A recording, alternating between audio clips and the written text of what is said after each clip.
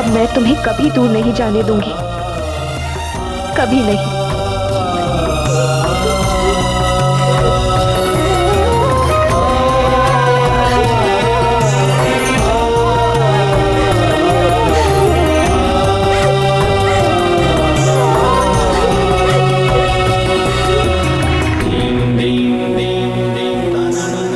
देख रहे हैं राजवेद जी, देवी अंजना के उपचार के लिए मारुति नाम वाली जड़ी बूटी की आवश्यकता थी।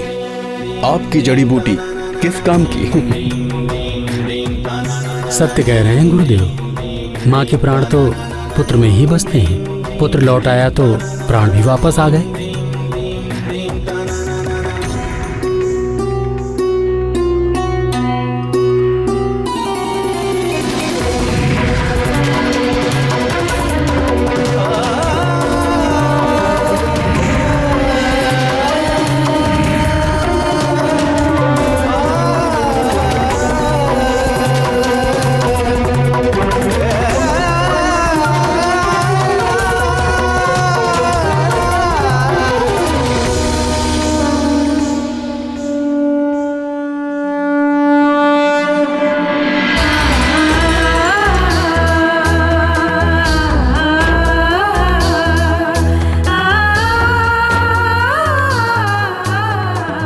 वायुदेव, आपके कारण आज मारुति हम सबके साथ। आपको बारंबार धन्यवाद। देवी अंजना, मुझे लौटने में विलंब हुआ, जिसके कारण आपको अपार वेदना हुई, उसके लिए मुझे क्षमा कर दीजिए।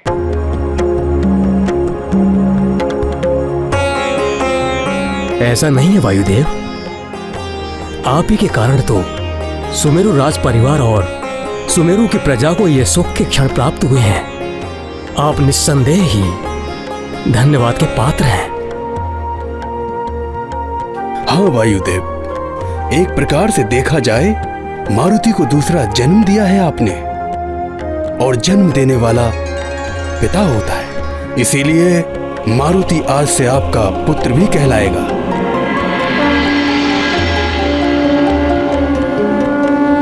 आपका एक नाम पवन भी है, इसीलिए आज से समस्त संसार मारुति को पवन पुत्र के नाम से भी जानेगा। मारुति को पवन पुत्र के नाम से भी जानेगा। मारुति को पवन पुत्र के नाम से भी जानेगा। मारुति को पवन पुत्र के नाम से भी जानेगा।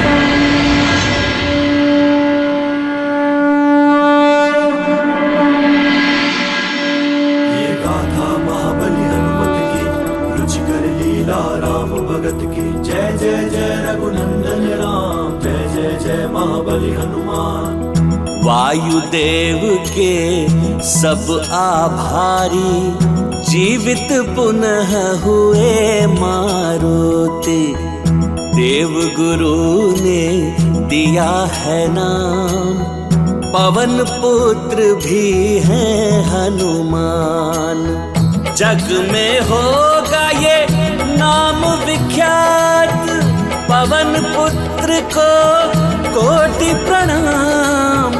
केसरी नंदन अंजनी पुत्र, पवन पुत्र भी है हनुमान। ये गाथा महाबली हनुमत की, रुचिकर लीला राम भगत की। जय जय जय रघुनंदन राम, जय जय जय महाबली हनुमान। हाँ, आज से हमारा पुत्र मारुति पवन पुत्र के नाम से भी जाना जाएगा।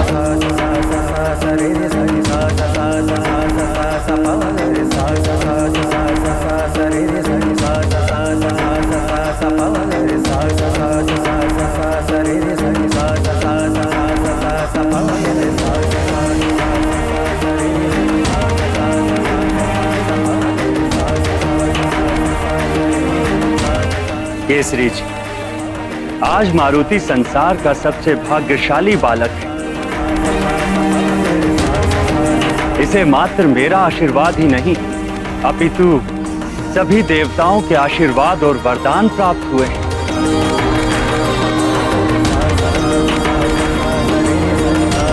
और सभी देवताओं ने मिलकर मारुति को एक नवीन नाम भी दिया है। संकट मोचन महाबली हनुमान हनुमान हनुमान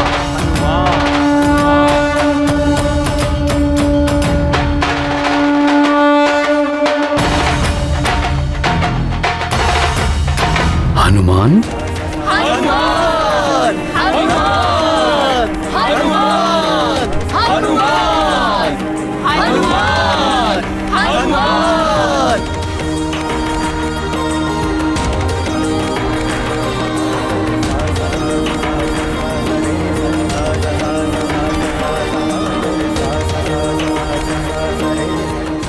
हनुमान हनुमान, कितना शुभ नाम प्रतीत होता है। इसके उच्चारण मात्र से लगता है जैसे शक्ति का संचार हुआ हो।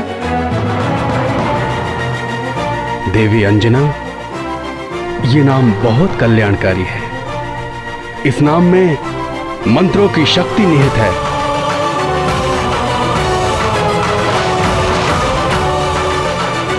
हे देवता, आप सबने मेरे पुत्र को नया जीवन दान दिया। इसके लिए मैं मारुति की मां अंजना आप सबकी जीवन भर आभारी रहूं। आपका दिया हुआ नाम मुझे सादर स्वीकार।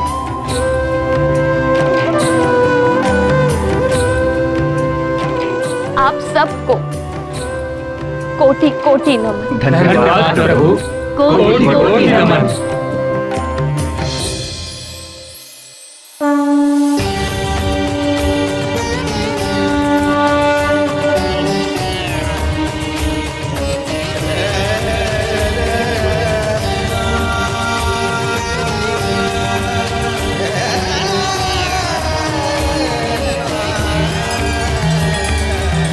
देखा देवी, मेरी प्रेरणा से आप क्षुब्ध हुई।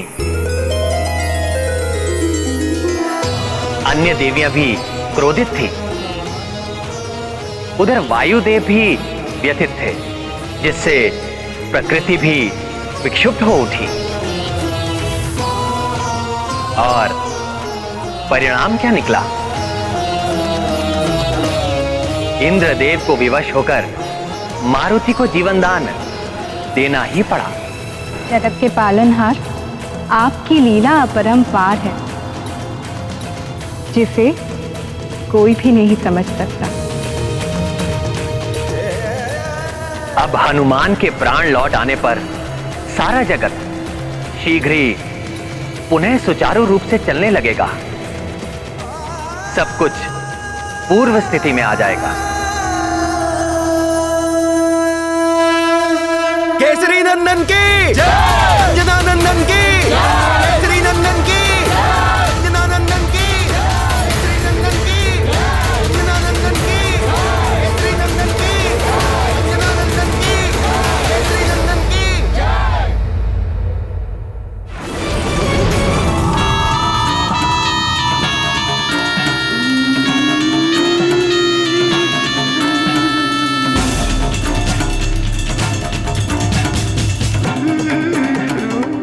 बलबला बलबल, ये वानर बालक तो महामायावी है। मुझे लग रहा था ये मर गया होगा, किंतु ये तो जीवित लौट आया। ये कैसे हुआ? क्या रहस्य है इसके पीछे? ये तो भीतर जाकर ही जाना जा सकता है।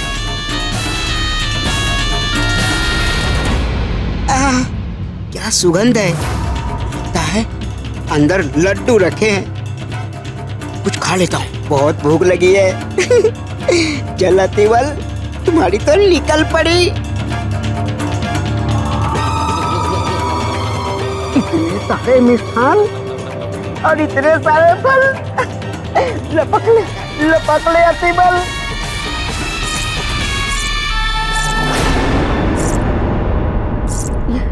कौन आ रहा है मेरे रंग में भांग डालने? अतिबल का मिष्ठान भोजन।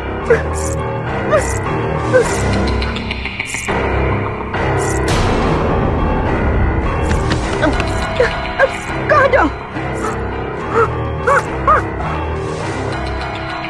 कैसे बचाऊं स्वयं को?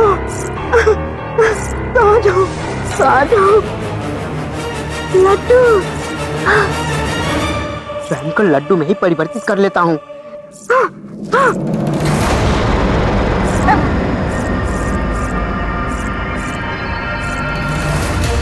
केसरी नंदन की जय, अंजना नंदन की जय, केसरी नंदन की जय, अंजना नंदन की जय, केसरी नंदन की जय, अंजना नंदन की जय, केसरी नंदन की जय, अंजना नंदन की जय। सुखी रहें, संपन्न रहें। प्रजाजनों, ये बहुत ही हर्ष का विषय है कि आप सबके प्रिय मारुति सकुशल लौट आए हैं।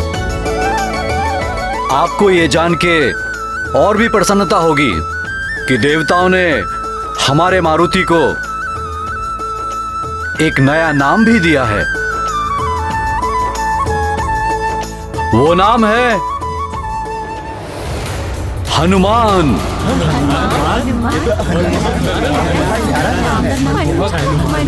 आज से मारुति हनुमान के नाम से जाने जाएंगे। केसरी नंदन हनुमान की जय, अंजनी पुत्र हनुमान की जय, केसरी नंदन हनुमान की जय, अंजनी पुत्र हनुमान की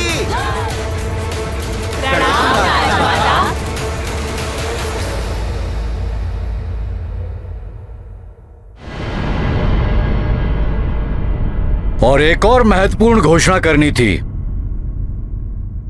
यदि हनुमान यहां पर हमारे साथ उपस्थित हैं तो पवन देव के कारण।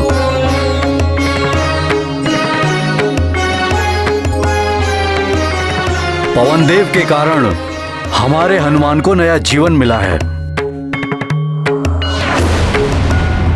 अतः आज के बाद हनुमान पवन पुत्र के नाम से भी जाने जाएंगे। पवन पुत्र हनुमान की जय, पवन पुत्र हनुमान की जय, पवन पुत्र हनुमान की जय, पवन पुत्र हनुमान की जय, पवन पुत्र हनुमान की जय, पवन पुत्र हनुमान की जय, पवन पुत्र हनुमान की जय। देवी अंजना, हनुमान जैसा पुत्र कड़ी तपस्या और साधना से प्राप्त होता है। देवताओं ने हनुमान को अनेक दिव्य शक्तियां प्रदान की हैं। ये क्या कह रहे हैं आप वायुदेव? और शक्तियां? अब आपको हनुमान की चिंता करने की कोई आवश्यकता नहीं है देवी अंजना। अब कोई भी हनुमान का अहित नहीं कर सकता। ये सदा सकुशल और सुरक्षित रहेगा।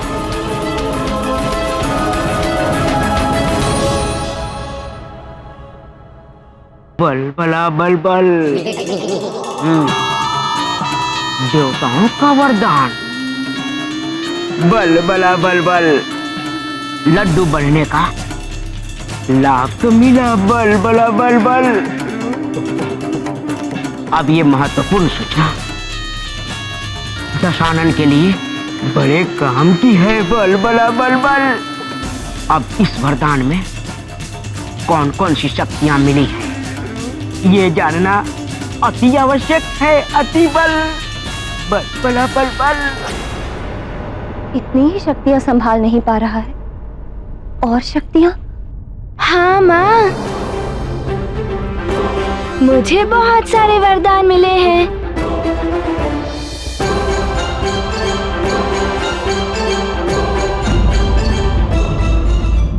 चलो मित्र, लड्डू खाते।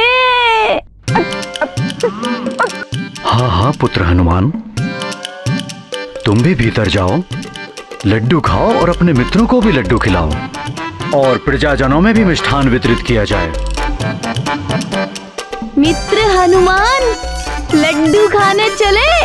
हाँ हाँ चलो। हाँ चलो चलो चलो। हाँ चलो चलो, लड्डू खाएंगे। चलो चलो। माँ का वश चले तो वो अपने पुत्र को संसार के समस्त सुख, वैभव और सारी शक्तियां दे डाले। किंतु आश्चर्य है, मारुति को देवों के द्वारा जो दिव्य वरदान मिले हैं, अंजना उनसे प्रसन्न होने के स्थान पर चिंतित हो उठी।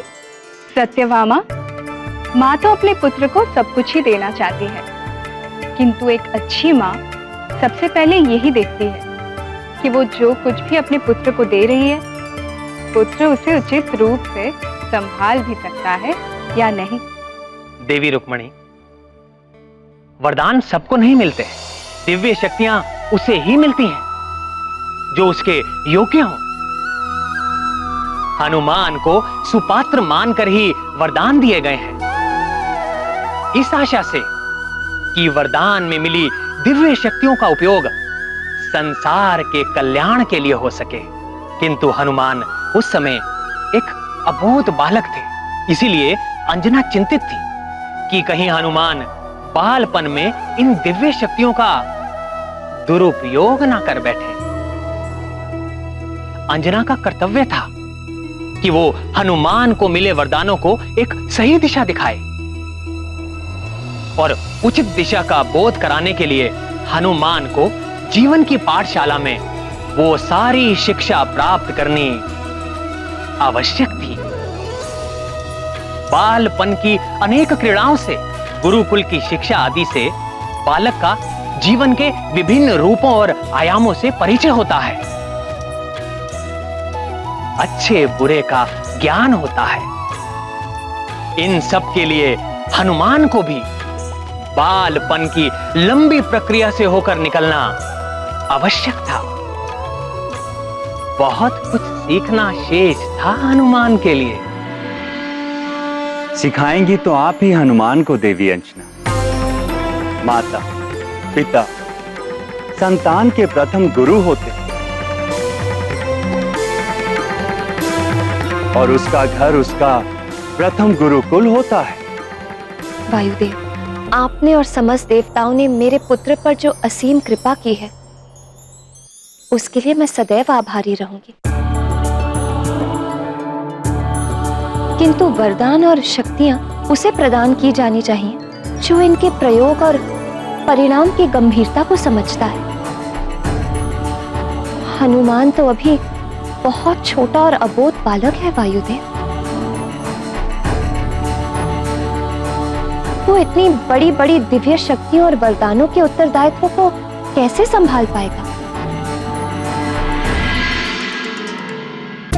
तुम्हें इतनी भूख लगी थी कि आकाश फल खाने चले गए? अच्छा, तुम ये तो बताओ कि आकाश फल का स्वाद कैसा था? थोड़ा ज्ञान मुझसे ले लो, बड़ा ही गर्म रहा होगा आकाश फल, है ना?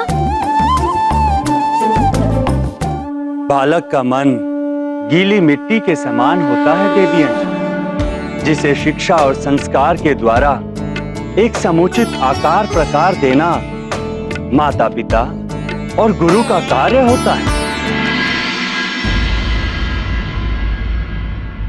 आपका अभिप्राय मैं समझती हूँ वायुदेव, किंतु भय ये है कि भले बुरे का ज्ञान ना होने के कारण हनुमान इन शक्तियों से स्वयं का या किसी अन्य का अहित न कर बैठे। देवी अंजना, देवताओं ने तो हनुमान को दिव्य शक्तियां प्रदान कर दी हैं। अब आपका और महाराज केसरी का उत्तरदायित्व है कि आप दोनों सीख और संस्कार के द्वारा हनुमान को सांसारिक ज्ञान का बोध कराएं, जिससे वो अपने उत्तरदायित्व को समझने योग्य बने। तभी उसकी दिव्य शक्तियां संसार के काम आ पाएंगी और एक संपूर्ण हनुमान का निर्माण होगा।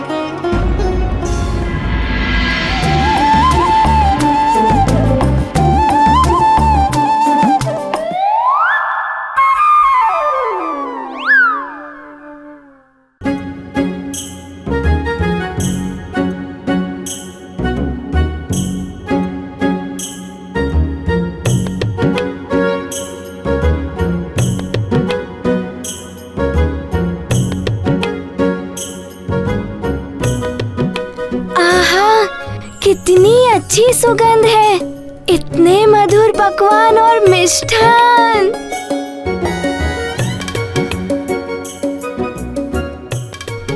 आज तो आनंद ही आनंद आने वाला है। हाँ। देवी अंजना, आपको सदैव ये ध्यान रखना होगा कि आप एक सामान्य माता नहीं, अपितु हनुमान की माता।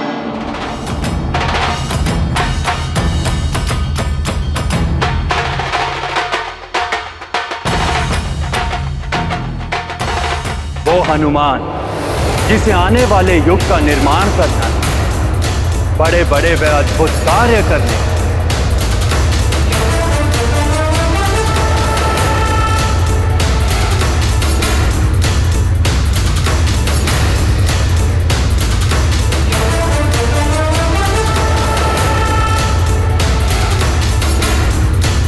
आपका कथन सत्य है वायुदेव। मैं अपने पुत्र को संपूर्ण ज्ञान कराऊंगी, उसे इस योग्य बनाऊंगी कि वो इन वरदानों और शक्तियों का उचित दिशा में प्रयोग कर सके। हाँ वायुदेव,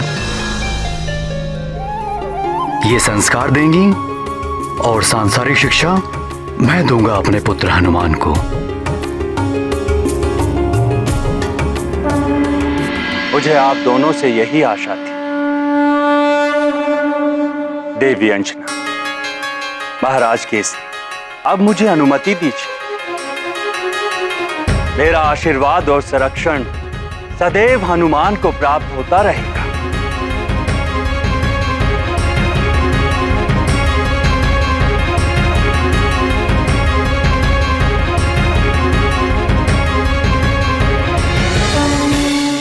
कल्याण।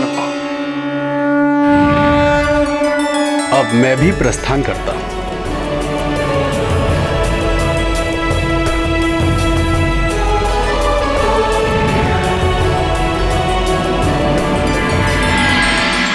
देखा अंजना, धैर्य और विश्वास का परिणाम भगवान भोलेनाथ की कृपा से हमारा पुत्र सकुशल लौट आया।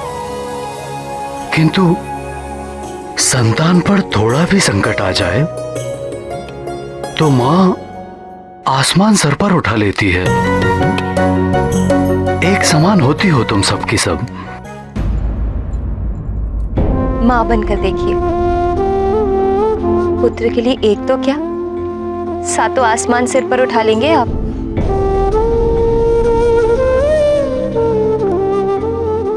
कुछ भी कहो अंजना, तुम्हारी ममता ही खींच कर लाई है हमारे पुत्र को हमारे पास। मित्र, तुम्हारे आने के उपलक्ष्य में पकवान और लड्डू।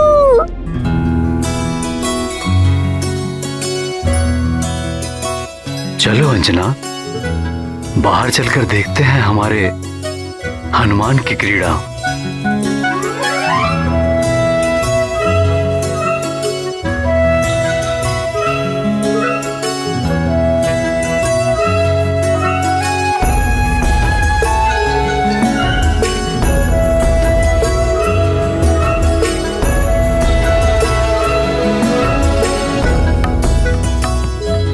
क्या देख रहे हो पुत्र? ये सब लड्डू तुम्हारे लिए ही तो है। आज तो आनंद ही आनंद आने वाला है, हनुमान के आने का और लड्डू के खाने का।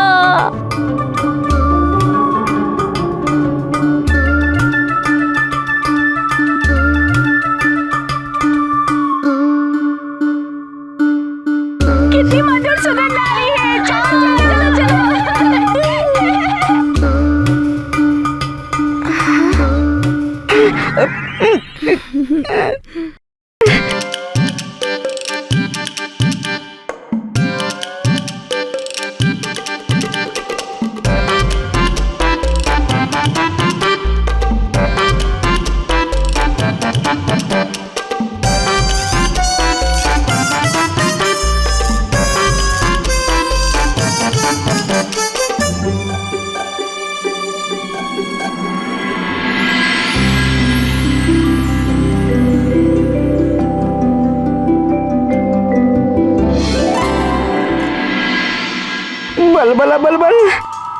हर बार तू ही फंसता है अतिबल।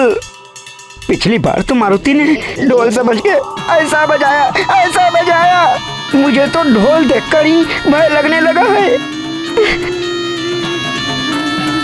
परंतु इस बार नहीं, इस बार तो मुझे दांतों में पीस कर चबा जाएगा।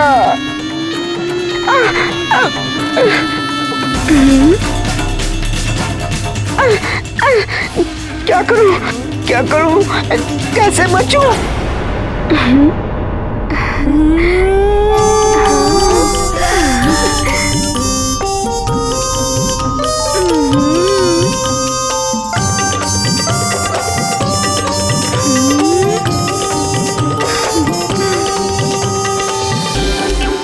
क्या करूं?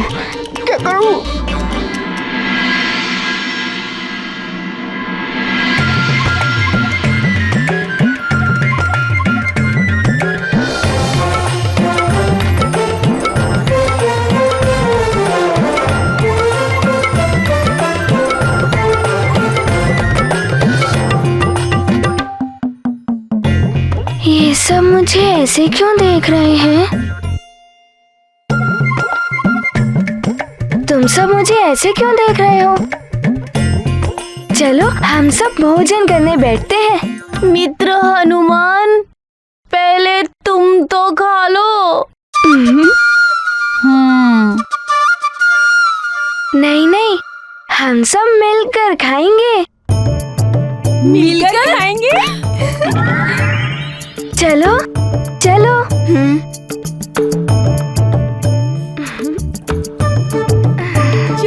बैठो।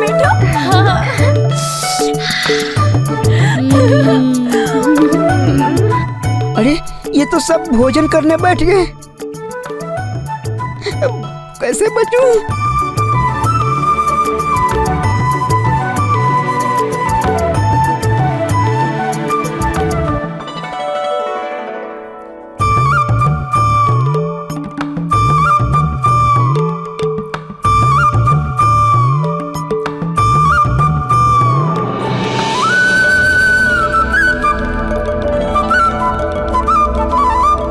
माँ, हम अब खाएं?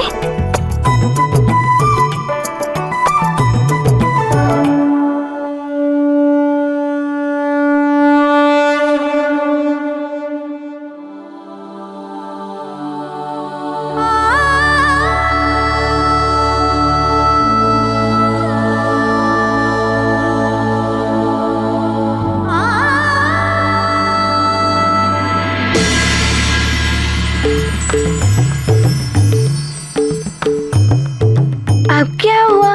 तुम सब खा क्यों नहीं रहे हो? पहले तुम्हारी भूख तो शांत हो जाए मित्र। हाँ, यदि तुम्हें और भूख लगे तो हम सब भी हमारा संपूर्ण भोजन तुम्हें दे देंगे। हाँ, हम सब भी अपना भोजन तुम्हें दे देंगे। हाँ, दे देंगे।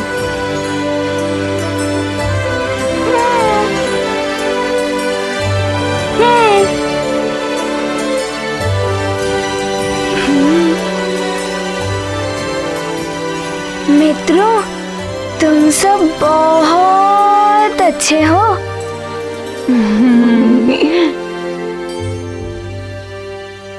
मेरी वो अनंत वाली भूख तो उस आकाश फल को खाने से ही मिट गई थी। अब मुझे वैसी भूख नहीं लगेगी। तुम सब भी खाओ।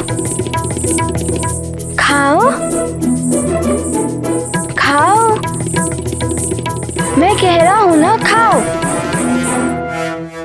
ठीक है।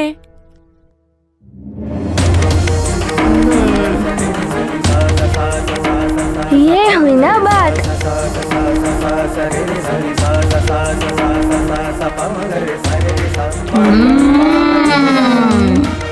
बहुत ही स्वादिष्ट भोजन है मित्र।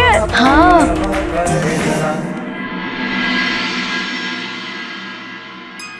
हे सूर्यदेव, यदि मेरे पुत्र से कोई भूल हो गई हो तो उसे क्षमा कर देना।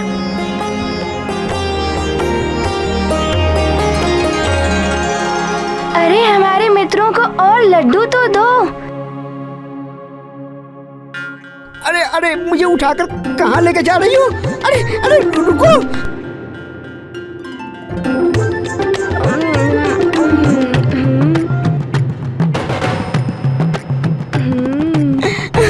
मुझे कौन बचाएगा?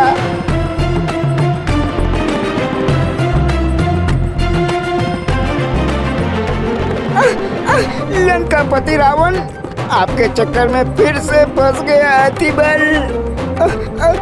आपके चक्कर में बहुत बुरी दुर्गति होने वाली है मेरी। बलबला बलबल, अब तो मैं इस वानर बालक के दांतों तले पीसने वाला हूँ। बचाओ बचाओ हाथीबल। बच गया हाथीबल। बलबला बलबल। मेरे सारे मित्रों को भी तो दो। अब मित्रों के पास भी जाएगा ये हाथीबल। अरे अरे अरे रुको रुको। मुझे किसी के थाली में मत मारो। खाओ खाओ मित्रों। बच गया हाथीबल।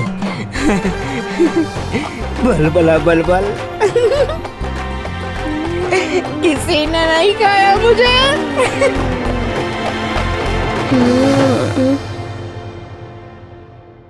अंजना, हनुमान को ऐसे क्यों देख रही हो? मेरा पुत्र है ही ऐसा, मन करता है बस उसे देखती ही रहूं। हनुमान को सकुशल देख के मैं भी बहुत प्रसन्न हूँ। भगवान भोलेनाथ की कृपा सदैव इस पर बनी रहे।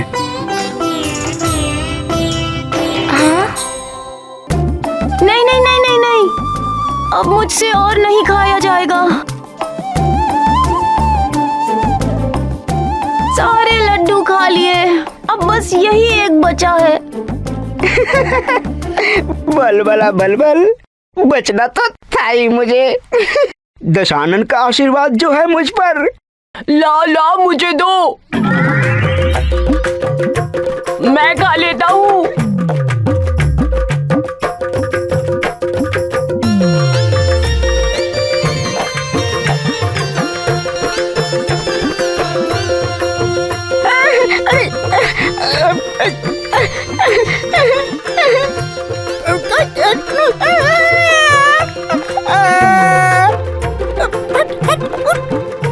तू मुझे नहीं खा सकता।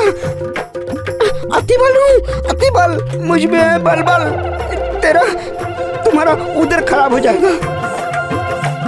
उदर में गुर गुर गुर गुर गुर गुर गुर होने लगेगा।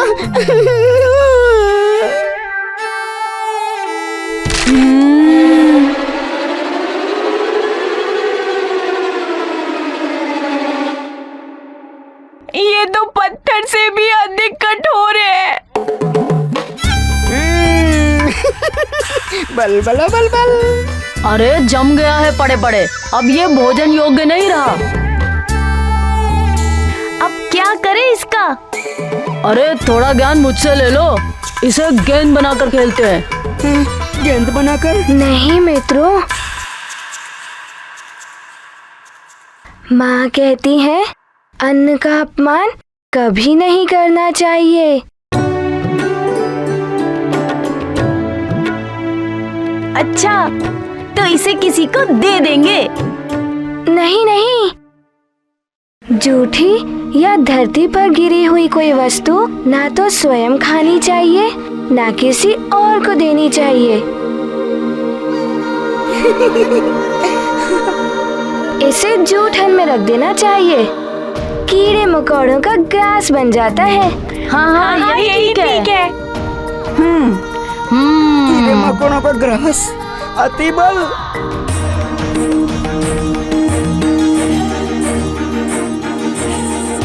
कोई बात नहीं, बच गया अतिबल। जय लंकेश, जय लंकेश, जय लंकेश, जय लंकेश, जय लंकेश।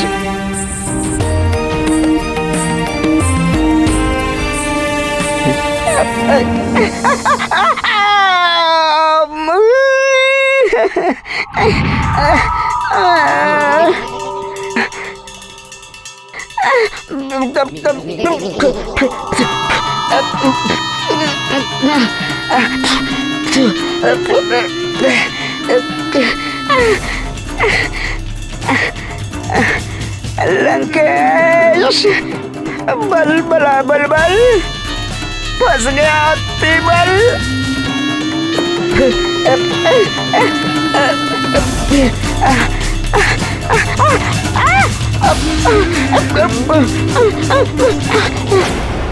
हनुमान मित्र, तुम्हारा ये नया नाम तो बहुत ही अच्छा है। हाँ मित्र, तुम्हें कितने सारे वरदानों की शक्तियाँ मिली होंगी।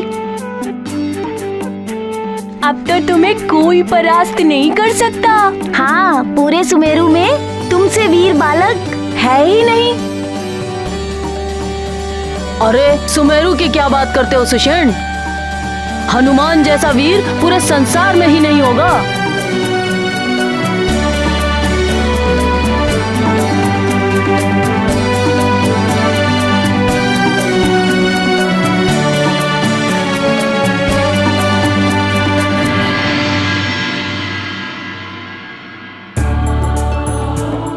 इतने वरदानों के बाद तो सच में तुम अजय हो गए हो पुत्र। किंतु अब मेरा उत्तरदायित्व है कि मैं तुम्हें सिखाऊं कैसे वरदानों का उचित प्रयोग कर सकते हो तुम।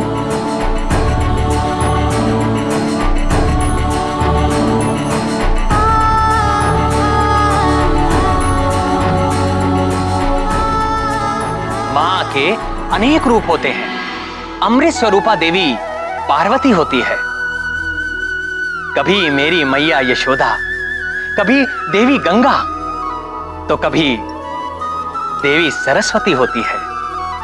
ऐसी महान माताएं ही अपने ज्ञान और संस्कार के अमृत से सींचकर अपनी संतान को ज्ञानी, उदार, संस्कारवान और महान बनाती हैं। तो विश्व स्वरूपा माताएं ही अपने कुविचारों और कुसंस्कारों के विष से अपनी संतान को पतन और अंधकार की ओर धकेल देती है। एक और अंजना है जो देवी अन्नपूर्णा और अमृत स्वरूपा है, जो अपने पुत्र में संस्कारों का अमृत उड़ेल रही है।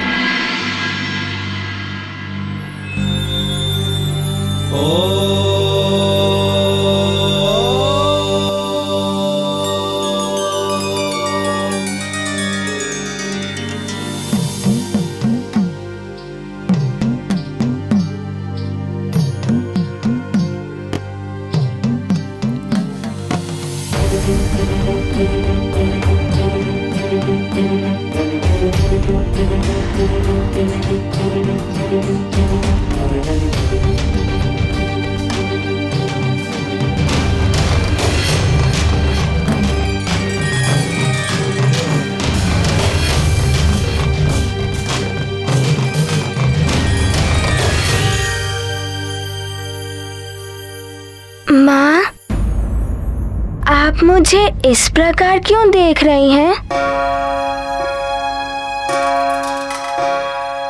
हनुमान, तुम बहुत छोटे हो पुत्र। तुम्हें दिव्य शक्तियां मिल गई हैं। यही सोचकर चिंता हो रही है।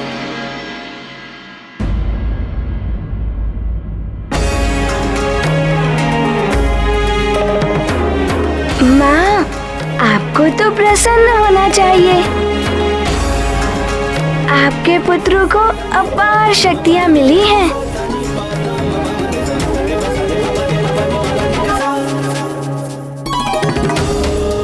अपार शक्तियां अपार दायित्व भी लेकर आती हैं पुत्र। देवताओं के वरदान सबको नहीं मिला करते। इसीलिए आवश्यक है कि तुम इनके महत्व को समझो। अवश्य, आप जैसा कहेंगी हनुमान वैसा ही करेगा।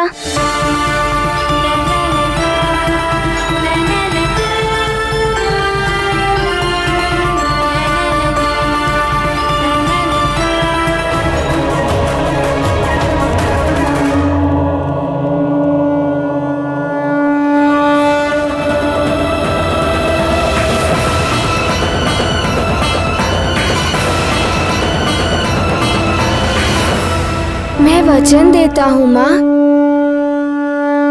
सबके सामने इन शक्तियों का प्रदर्शन नहीं करूँगा।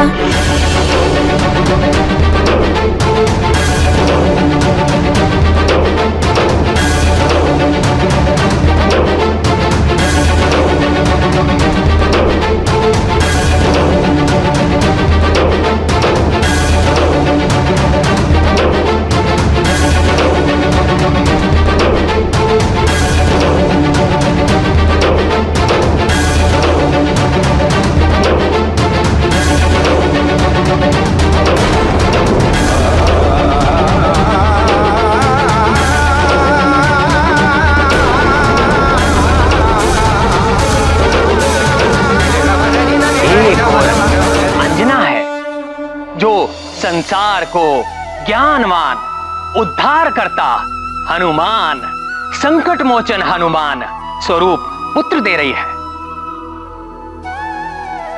तो दूसरी ओर कैकसी है जो विष स्वरूपा है। वो विषवृत्ति में पूतना और दानवों की मां धनु स्वरूपा है।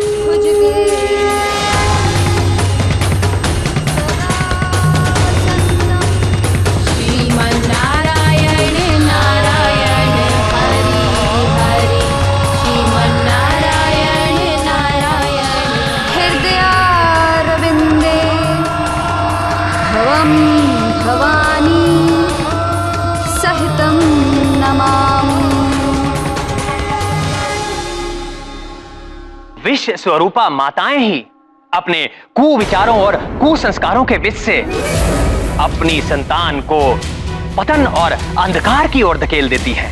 कैकसी ने अपने महाज्ञानी पुत्र को अपने कुटिल विचारों के विष से भ्रष्ट कर दिया।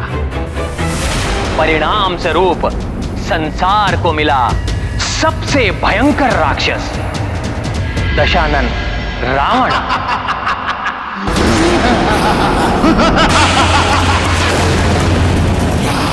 श्रीमन्नारायण नारायण हरि हरि श्रीमन्नारायण। प्रिय कैकसी, तुम्हें नहीं लगता ईश्वर पूजा के लिए जलाए गए दियों से अधिक उजाला तुम्हारे इन आभूषणों की चमक से है इस आश्रम में?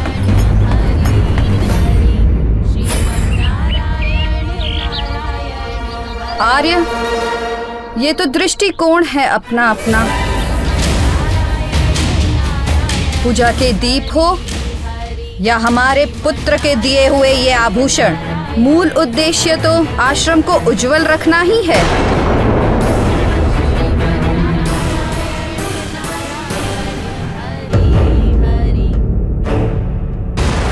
तुम्हारे मंत्रों के स्वर में भक्ति भाव से अधिक राजसी दर्प झलक रहा था। मंत्रों के स्वरों में दर्प तो होगा ही। बादलों के छा जाने से सूर्य की चमक तो कम नहीं हो जाती ना ऋषिवर।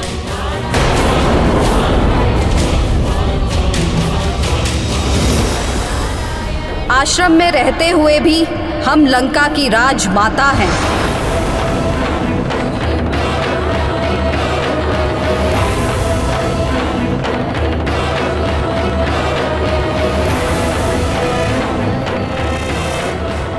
महाबली महाज्ञानी रावण की माता हैं हम।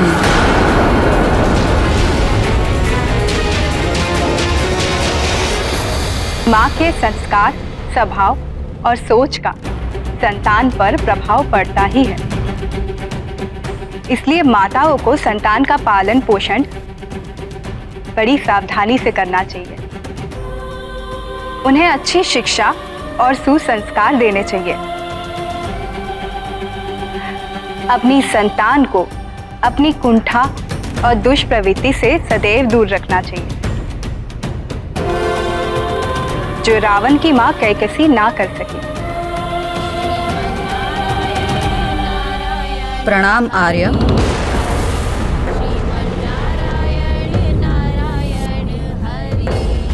मैं भी तो रावण का पिता हूँ, किंतु रावण के लिए आपके पास किंतु परंतु के अलावा और कुछ है ही नहीं। आपको तो उसे आशीर्वाद देना चाहिए, पर आप हैं कि उसे आशीर्वाद देना तो दूर, उसके शत्रु विष्णु की पूजा अर्चना कराते हैं आश्रम में, और आपके ये शिष्य हरि कीर्तन करते हैं। किंतु कैकसी, मेरे लिए तो पितामह ब्रह्मा, श्री हरि विष्णु और महादेव, ये तीनों देव समान रूप से पूजनीय हैं। और एक ऋषि के आश्रम में इन तीनों की पूजा तो होगी ही। जहां तक मेरे पुत्रों की बात है, तो एक पिता अपने पुत्र को स्वयं से भी अधिक प्रेम करता है। तो स्वामी चलिए ना लंका, अभी समय भी उचित है। रावण विभीषण तो मिलेंगे ही, कुंभकर्ण के जागने का समय भी हो रहा है। पूरे 6 माह बाद जागने वाला है वो।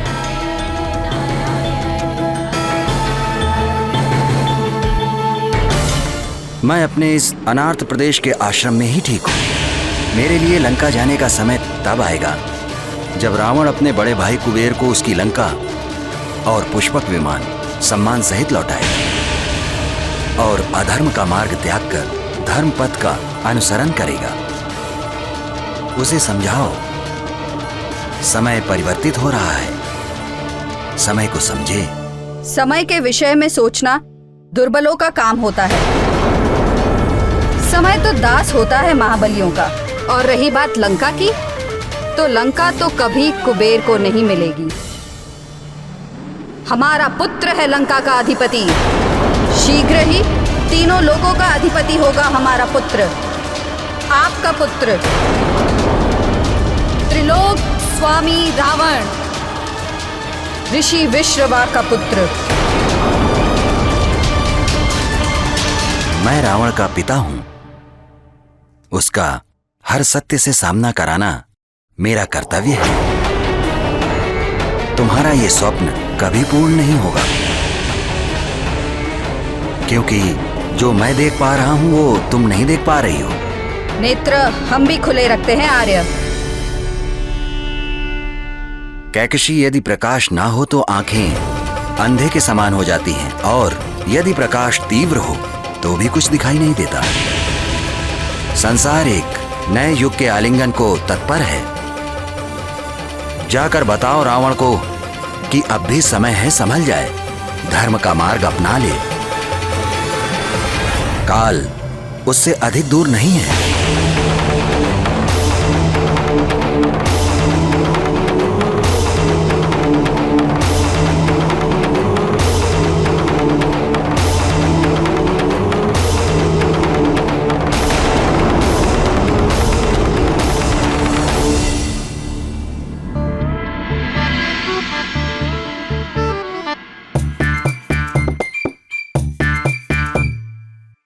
सखा,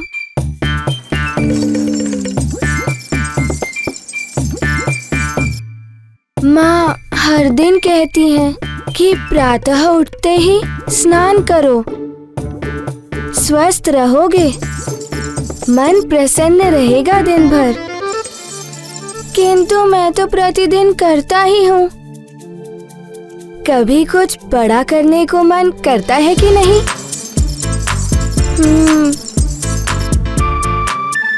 कल से ही मन कर रहा है कि जो शक्तियाँ मिली हैं उन्हें देखूं, उन्हें परखूं, क्या हो सकता है उन वरदानों में।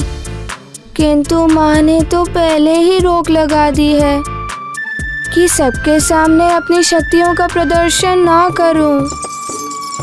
अब तुम ही बताओ सखा, मैं कैसे जानूं इन शक्तियों के बारे में?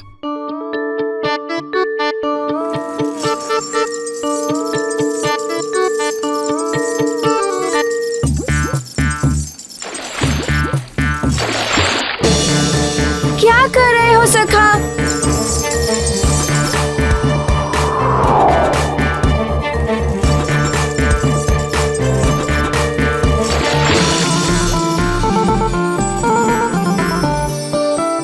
अच्छा, तुम ऐसे नहीं मानोगे सखा, तुम्हें अपनी शक्ति दिखानी ही पड़ेगी। सोच लो, अब मैं हनुमान हो गया हूँ, शक्तिशाली हनुमान। दिखाऊं अपनी शक्ति?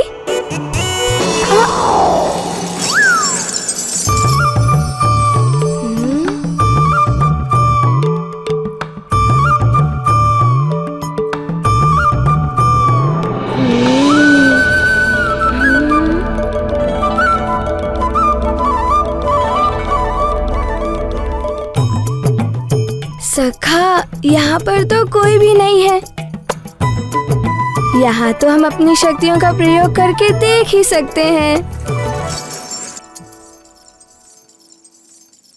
मैं देवराज इंद्र तुम्हें वरदान देता हूँ, आज से किसी भी वज्र का कोई भी प्रभाव तुम पर नहीं पड़ेगा।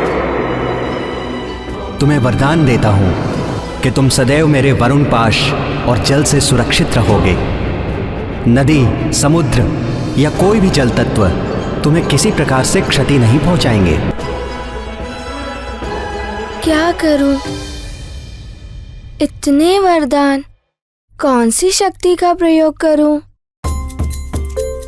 बड़ी ही उलझन है सखा, सोचना पड़ेगा। मैं ब्रह्मा तुम्हें वरदान देता हूं, तुम इच्छाधारी होगे। जब जैसा रूप धारण करना चाहोगे तुम कर सकोगे।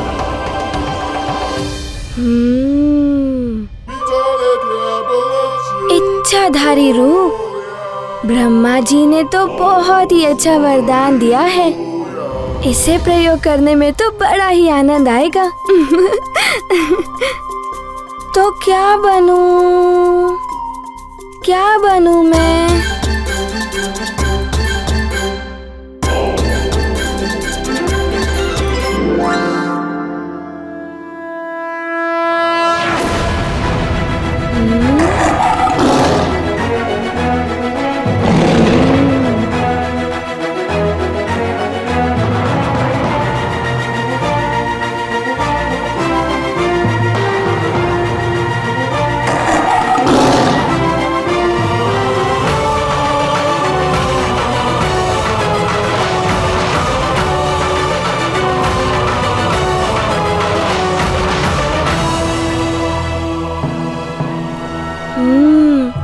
ब्रह्मा जी का वरदान, अब बनेगा सिंह हनुमान।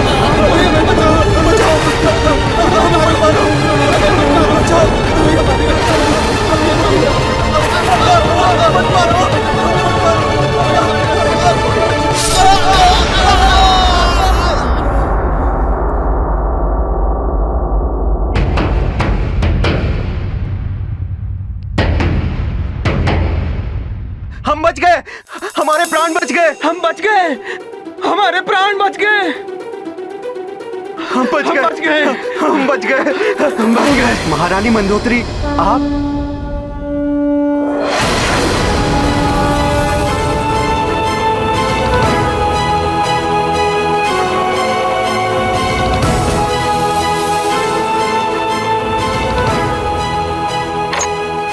बस तुम्हारे शीश मेरे चरणों में नहीं, मात्र ईश्वर और माता पिता के चरणों में ही झुकने चाहिए।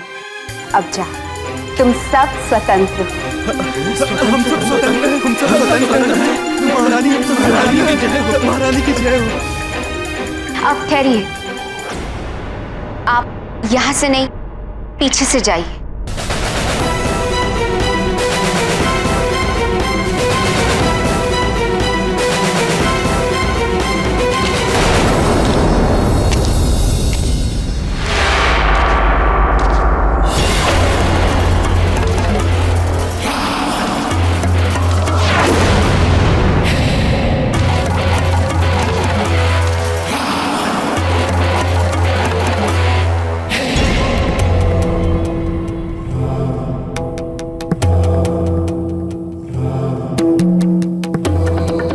महारानी मंदोदरी, क्यों छोड़ा अपने इन बंदियों को? पूर्णमासी के दिन इनकी बलि चढ़ानी थी हमें। अपने पति को निर्बलों पर अत्याचार और अन्याय करने से रोकना हर पत्नी का धर्म होता है। वही निभा रही हूँ स्वामी। सुन लो महारानी, मुझे तीनों लोकों पर शासन करना है और उसके लिए भय का होना आवश्यक है। भय ही विजय का मार्ग प्रशस्त करता है। उन निर्बलों में भय फैलाकर ही उन्हें जीता जा सकता है। निर्बलों को प्रेम से भी जीता जा सकता है स्वामी।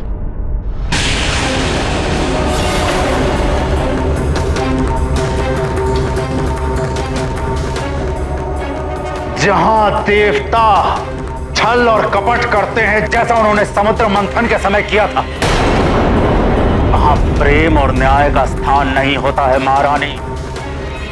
और आप मुझे पत्नी धर्म की दुहाई दे रही हैं, तो आपको याद दिला दूं, पत्नी का केवल एक धर्म होता है, अपने पति का साथ देना। पत्नियों, साथ तो सदैव दूंगी स्वामी, किंतु जितना मेरा वश चलेगा आपको अन्याय और अत्याचार से दूर रखूंगी। भले इसके लिए आप मुझे भी मृत्युदंड दे दें।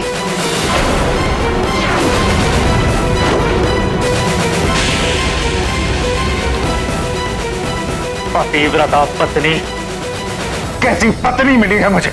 हाँ? ऐसी पत्नी मिली है मंदोदरी, जिसके महत्व को रावण अपने अहंकार के कारण समझने में असमर्थ है। रावण मंदोदरी का सुहाग है, किंतु पतिव्रता मंदोदरी सौभाग्य है उसका, जिसे वो अपना दुर्भाग्य समझ रहा है। मंदोदरी के पुण्य और तप के कारण ही रावण के पापों का घड़ा नहीं भर रहा था। हाँ, केवल सहचारिणी ही नहीं, पत्नी सहधर्मिणी भी होती है। पत्नी के तप का प्रभाव पति के जीवन पर पड़ता है। रावण अत्याचार करके पापों का अर्जन करता, तो दूसरी ओर मंदोदरी के पुण्य कर्मों से उसके पति रावण के पापों का क्षय होता। मात्र रावण के साथ ही नहीं है, अपितु संसार के सभी पतियों के साथ भी है। उन्हें ये समझ लेना चाहिए कि पत्नी मात्र पति की अनुगामिनी ही नहीं होती है।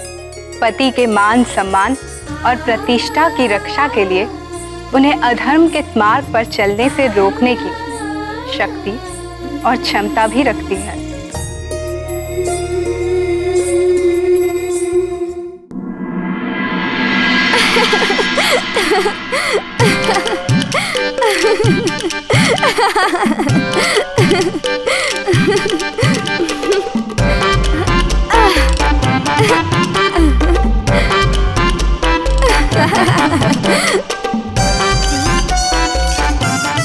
सखा, हम सिंह तो बन गए थे, किंतु सिंह की गर्जना के बिना सिंह ही कैसा? हमें एक बार तो सिंह गर्जना करनी ही होगी।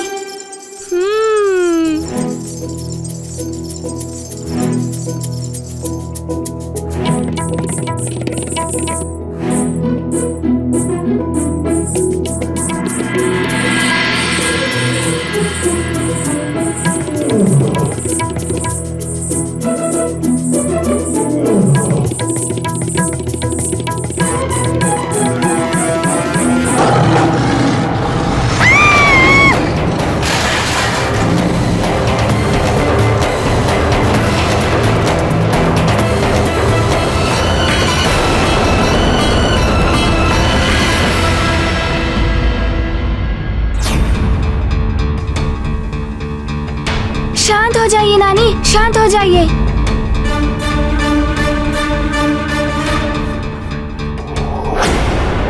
क्या हुआ?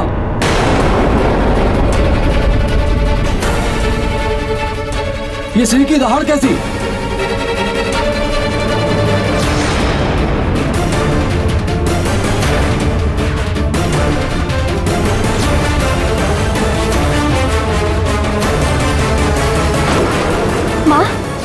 शेर था क्या?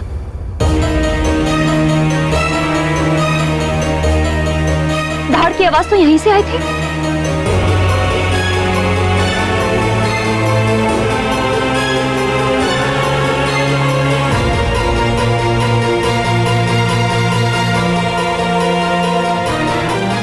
यहाँ से? नहीं, यहाँ कोई शेर नहीं था।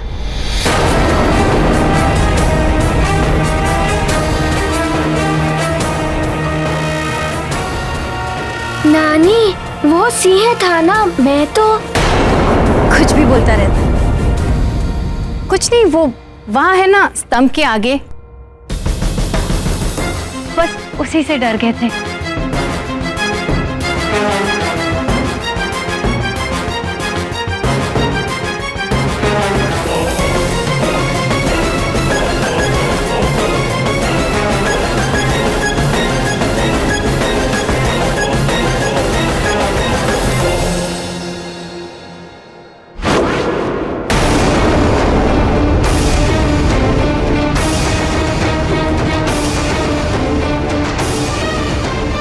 कुछ तो हुआ है जिससे माँ भयभीत हो गई थी।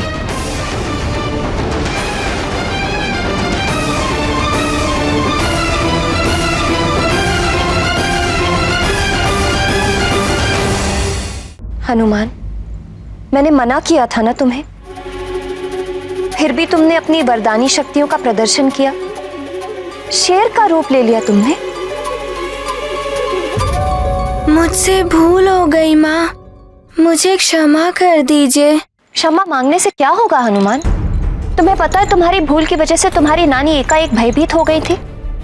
उस समय तो बचा लिया उन्होंने तुम्हें, किंतु तुम्हें ज्ञात है उनके हाथ से दूध का पात्र गिर गया था, उनके पैर में चोट लग गई थी, अभी तक उनके पैर में पीड़ा हो रही है। हाँ? क्या नानी माँ?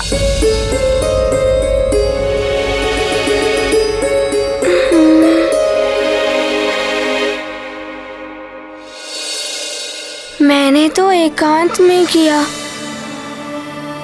मुझे क्या पता कि नानी माँ भी उसी समय आ जाएंगी। इसीलिए मैंने तुमसे कहा था, फिर से कह रही हूँ, अपार शक्तियाँ अपार दायित्व लेकर आती हैं पुत्र। तुम्हें इन शक्तियों का सम्मान करना सीखना होगा। ये शक्तियाँ यूं क्रीड़ा या प्रदर्शन के लिए नहीं होती। अब मैं ऐसा कभी नहीं करूँगा माँ।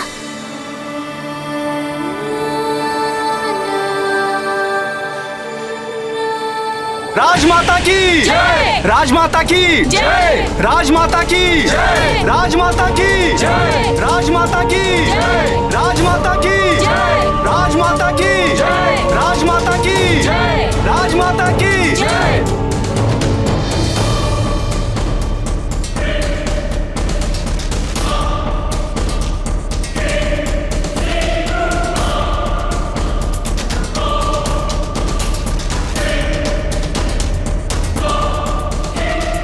जाकर बताओ रावण को कि अब भी समय है, संभल जाए, धर्म का मार्ग अपना ले, काल उससे अधिक दूर नहीं है।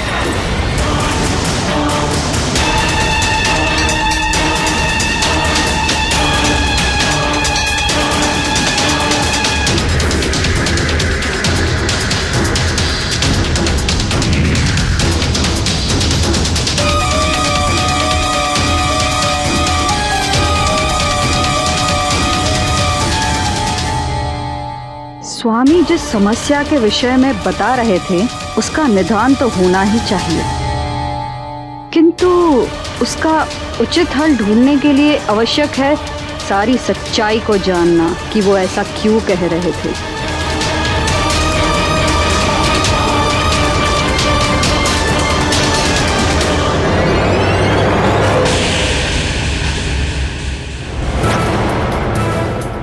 ये क्या, माता तो सदैव पहले मुझसे मिलती थी, परंतु आज यहाँ आते आते कुंभकर्ण के भवन की ओर क्यों मुड़ गई? कुछ तो विशेष चल रहा है उनके मन में।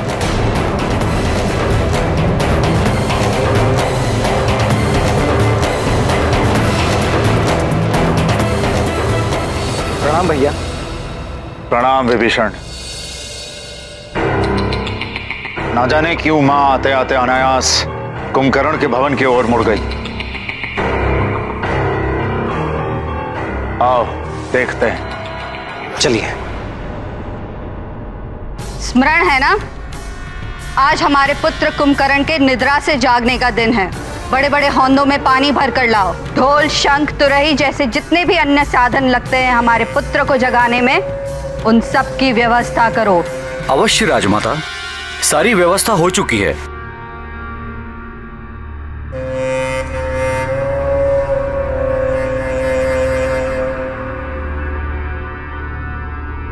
प्रणाम माता।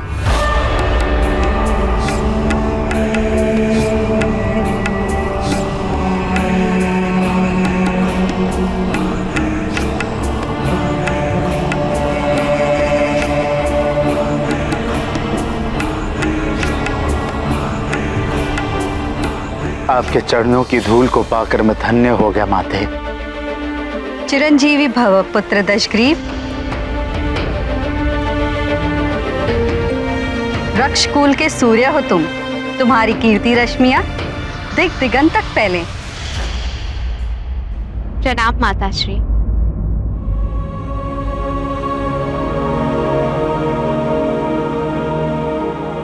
सदा सुहागन रहो।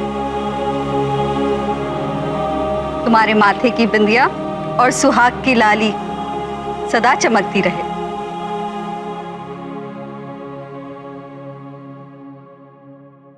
आयुष्मान भव मेरे धर्मज्ञ पुत्र विभीषण। तुम पुण्यतः अपने पिता पर गए हो। अपने बड़े भाई की सदैव पिता समान ही सेवा करना। अवश्य माता। माता, आप मेरे भवन की ओर आते आते अनायास इधर क्यों मुड़ गई? कदाचित आपको यह तो नहीं लगा कि मैं भूल गया कि आज मेरे भाई कुंभकर्ण के जगने का दिन है?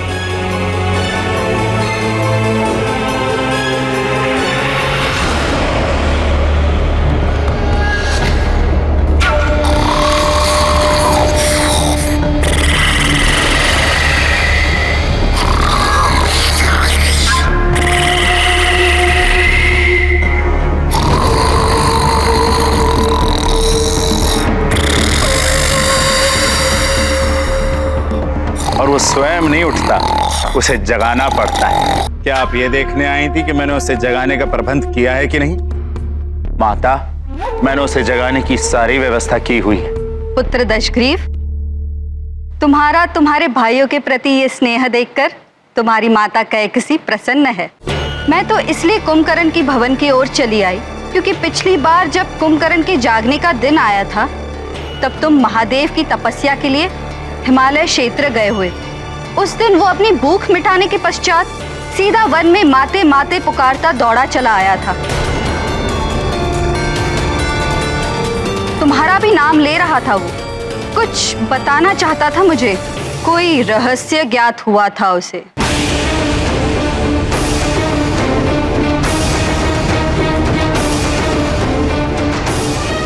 रहस्य? कैसा रहस्य माते? कुछ तो अवश्य था पुत्र। तुम तो जानते हो कुंभकर्ण महाबली है। भय तो स्वयं उससे भयभीत हो जाए, इतनी शक्ति है उसमें। किंतु उस दिन मैंने भी पहली बार उसके मुखड़े पर भय के चिन्ह देखे थे। जब तक वो मुझे कुछ बताता, सूर्यास्त हो गया और उसके साथ वो भी गहरी निद्रा में डूब गया।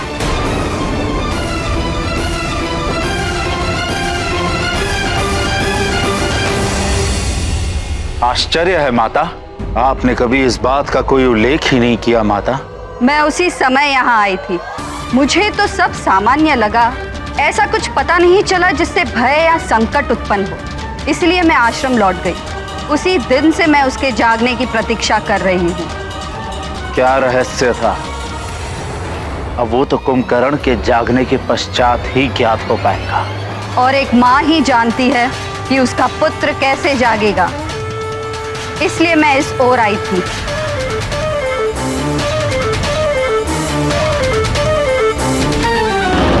राजमाता कैकसी की जय। राजमाता कैकसी की जय। लंकापति रावण की जय। महारानी की जय। विभीषण भैया की जय। अतिबल, अब आए हो तुम? कब से भेजा था तुम्हें उस वानर बालक के बारे में पता लगाने के लिए?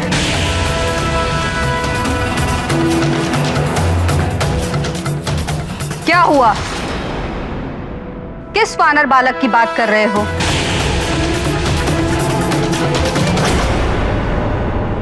हनुमान, मेरे पुत्र, मैं समझती हूँ कि तुम अपनी शक्तियों के बारे में जानना चाहते हो, उन्हें परखना चाहते हो। किंतु पुत्र, ऐसी महान शक्तियों के प्रयोग में तनिक से भी चूक हो जाए तो बड़ा अनर्थ हो जाता है। इसीलिए सावधान रहना आवश्यक है पुत्र।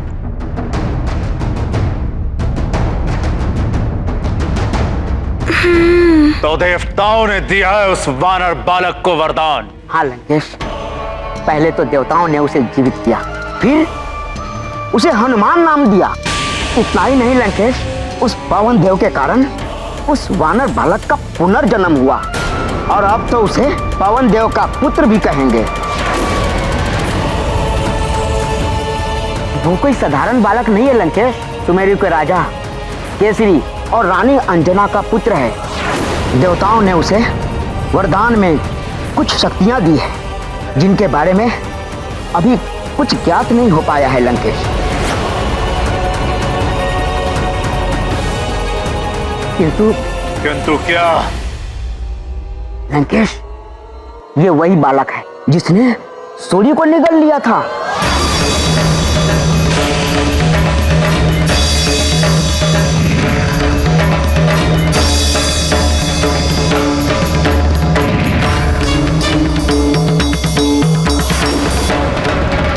सूर्य को निगल गया एक वानर बालक? तो इसी कारण इस बार सूर्य ग्रहण नहीं हो पाया। हाँ लंकापति, उसके मार्ग में जो भी ग्रह पड़ा उसकी तीव्र गति से उन ग्रहों की दिशा और दशा सब बदल गई थी। और तो और लंकेश, बुध ग्रह तो अपने पथ से पूरी तरह विचलित हो गया था। सूर्य निगल लिया उसने, ग्रहों की दशा और दिशा भी बदल दी। अब हम उसकी दिशा और दशा बदलेंगे। देवताओं ने उसे पुनर्जन्म दिया, हम उसे पुनर्मृत्यु देंगे।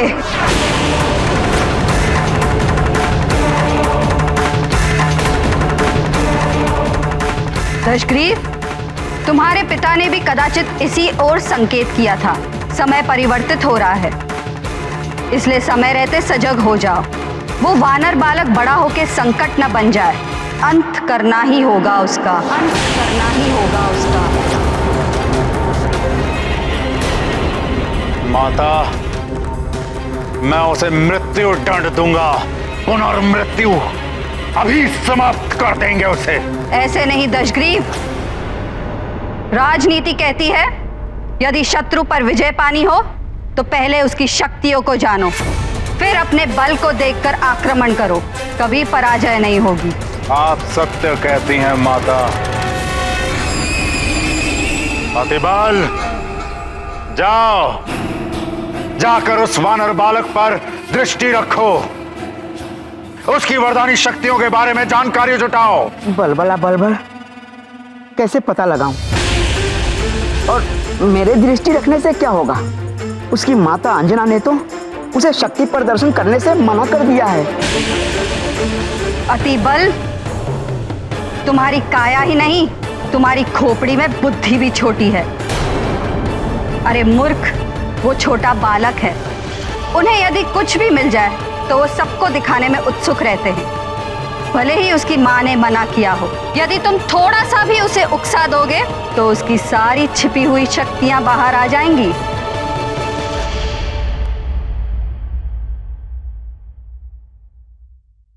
हनुमान, ये देखो पुत्र, 2 खूंटियां और ये 2 थाल में श्वेत और लाल मालाएं। अब हम इनके साथ एक खेल खेलते हैं। जब भी तुम कोई उचित या अच्छा कार्य करोगे तो इसमें से एक श्वेतमाला इस खूंटी पर लटका दी जाएगी। इसी प्रकार यदि तुमने कुछ अनुचित या बुरा कार्य किया तो एक लाल माला इस खूंटी पर लटका दी जाएगी। किंतु इससे होगा क्या माँ? यदि श्वेतमालाएं अधिक होंगी तो तुम विजयी होगे। अब देखना ये है कि तुम कितनी श्वेतमालाएं प्राप्त कर सकते हो।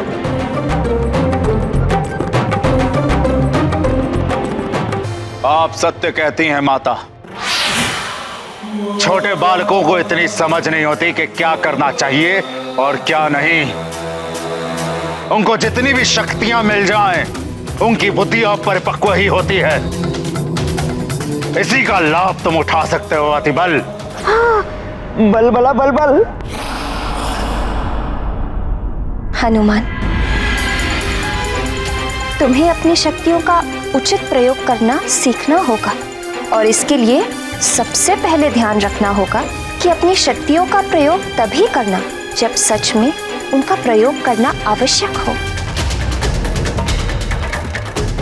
बालक तो कहीं भी अपनी शक्तियों का उपयोग करने लगते हैं, बस उन्हें उकसाने की आवश्यकता है।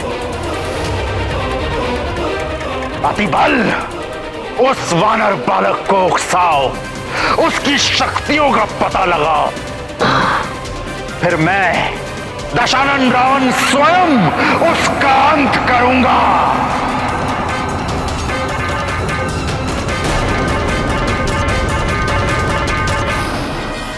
उचित है माँ, मैं अपनी शक्तियों का प्रयोग तभी करूँगा जब उन्हें सच में प्रयोग करने की आवश्यकता होगी और मैं अपना दायित्व भी समझूंगा और सावधान भी रहूंगा। अब तो मैं आपका अच्छा पुत्र हूँ ना माँ?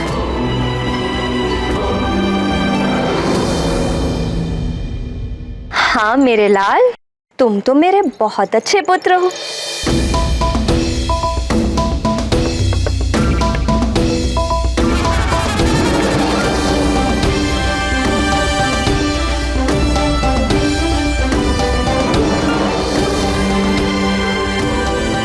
माँ, मैं आपका अच्छा पुत्र हूँ ना, इसीलिए मैं अधिक से अधिक श्वेत मालाएं प्राप्त करके दिखाऊंगा।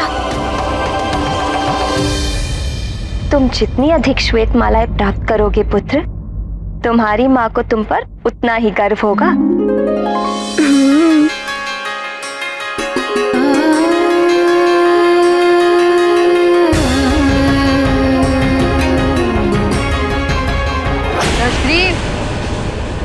मुझे गर्व है तुम पर। मैं जानती हूँ उस बालक को कितनी भी शक्तियां दे दे ये कपटी देव, उसका अंत तुम ही करोगे।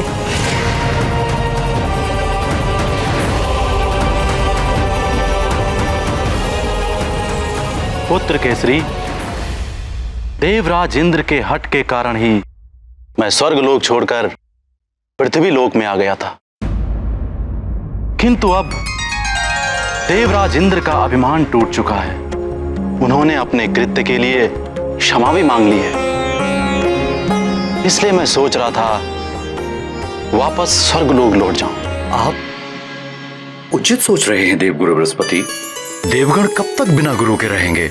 गुरु ही तो ज्ञान देता है, मार्ग दिखाता है। जिनके गुरु नहीं होते वो अपने मार्ग से भटक जाते हैं।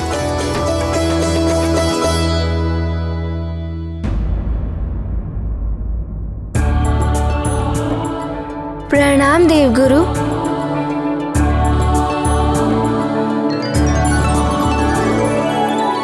आप सब एक साथ? अवश्य कोई विशेष बात होगी। हाँ, विशेष तो है। वो क्या है कि हमारे नाती का पुनर्जन्म हुआ है। देवताओं ने हनुमान को अनेकों वर दिए हैं। इसीलिए मैं चाहती थी कि एक हवन का आयोजन किया जाए, जिसके द्वारा हम देवताओं को धन्यवाद भी दे देंगे, साथ ही ग्रह शांति भी हो जाएगी। हाँ केसरी जी, जितनी भी नकारात्मक और बुरी शक्तियां राजभवन में या आसपास व्याप्त हैं, सब इस यज्ञ से दूर हो जाएंगी। सारे अमंगल मिट जाएंगे और इस यज्ञ आयोजन के नाम पर हम उत्सव भी मना लेंगे। हमें हमारा पुत्र मारुति पुनः जो मिल गया है।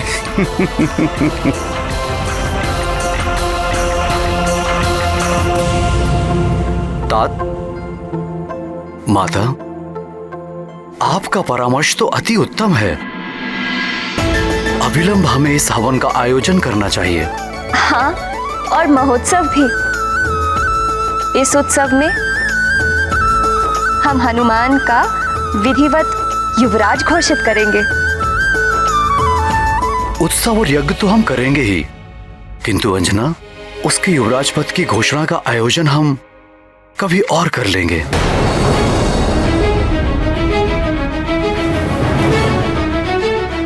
हनुमान अभी अल्प आयु का अबोध बालक है।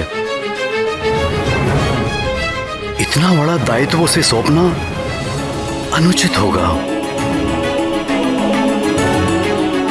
केसरी जी, हमारा हनुमान अन्य बालकों जैसा साधारण बालक नहीं है। दिव्य शक्ति संपन्न विशेष बालक है हमारा हनुमान।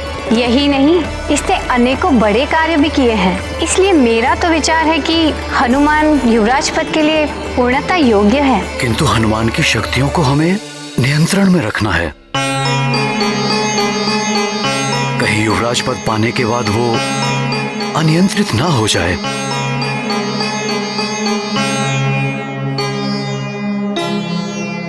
सिंह की शक्ति को यदि नियंत्रित करके रखा जाए तो वो अपनी शक्तियों को भूल जाता है और एक साधारण सा पशु बनकर रह जाता है। वो आखेट तो दूर, आक्रमण करने वाले का सामना भी नहीं कर पाता है। कहीं ऐसा ना हो कि हनुमान भी इसी प्रकार कुंठित होकर न रह जाए। नियंत्रण रखिए, किंतु ध्यान रहे बालक को उसकी योग्यता से दूर रखने से कहीं उसका आत्मविश्वास ही समाप्त ना हो जाए। पितामह सत्य कह रहे हैं। हमें नियंत्रण रखने के साथ साथ प्रोत्साहन भी करना चाहिए हनुमान का। इसे इसके दायित्वों का आभास कराना चाहिए। इसे अपनी शक्तियों को उचित प्रयोग करने योग्य बनाना है हमें।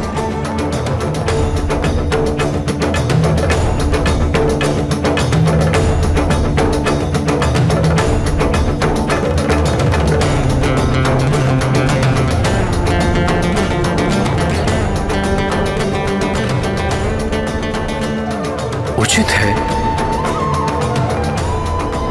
यदि आप सबका यही मत है तो यज्ञ के साथ साथ युवराज पद की घोषणा के लिए भी उत्सव का आयोजन करेंगे।